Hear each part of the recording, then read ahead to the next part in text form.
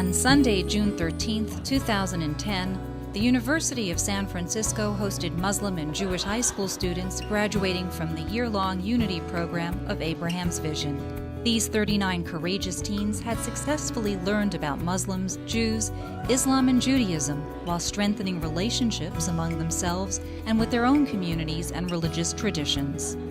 In the Unity program, they also awakened to an expanded understanding of the Palestinian-Israeli relationship.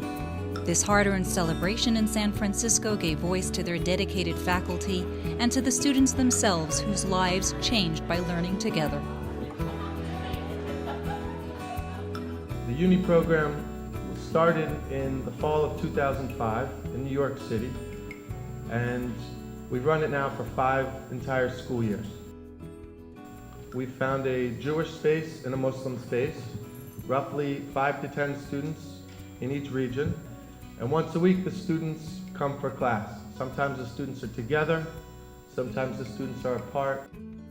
These students in particular dedicated 4 of their Sundays, beautiful days, all of them, largely inside with us, engaged in something we call group process, which some in our field call dialogue. In group process, the students are encouraged and have the space to talk about any idea that they want to. And it was in that time that many of the transformations within and between these students took place. The program isn't about simply Islam and Judaism, but it's about identity. What does it mean to be a Jew in America today? What does it mean to be a Muslim in America today? Our students are incredibly diverse. What we hope is that, this is the beginning. That through a lifelong commitment to this type of work, intercommunal work, not only will each of you become the leaders in these communities, but you will shape the next generations to come. This program was enriched by your opinions and by your willingness to be in the same room. I know that you had so many frustrations along the way, but I know that this experience is going to change your lives entirely. I saw what it might be like to be the only African American kid in an all-white class, or the only girl wearing a hijab in a school where most kids' religions are undetectable. It was an incredibly eye-opening experience for me. I believe that it is important to work on the Jewish-Muslim relationship because we are the future, and if there's any hope of fixing this relationship, it is our responsibility. Before this year, I had never had a chance to have a meaningful conversation with Muslim kids my age. But through the Uni program, I've had the opportunity to study texts from the Quran and the Torah, discuss global issues, talk about myself, and most importantly, listen to my peers. The Abraham's Vision program is unique in the way it brings Jewish and Muslim kids together in a loving and open environment and allows the students to just talk.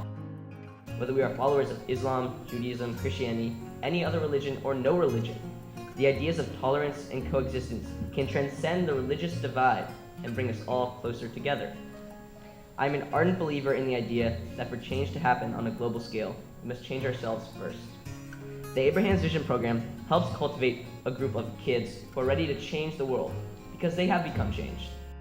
I told somebody that I was taking a class on Muslim-Jewish relations, and they asked me, what is there to learn? Like, why bother? Based on all the conflict and struggle in the Middle East between Israel and Palestine and the publicity about it, I can understand why some people might find the situation a little hopeless. But I think that taking this class and learning about the other has helped me, and I hope it has helped you as well, to look at the situation in a different light. Based on all the good discussions we had during the group process, I can safely say that there is definitely hope.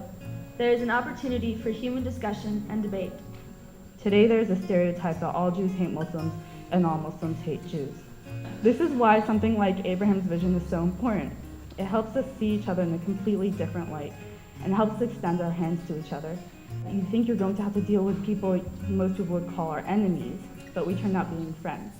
I remember the first day I heard about Abraham's Vision, I got an email, and I really didn't know what it was about. I thought it was a joke, since, Muslims, Jews getting together, discuss, Anyways.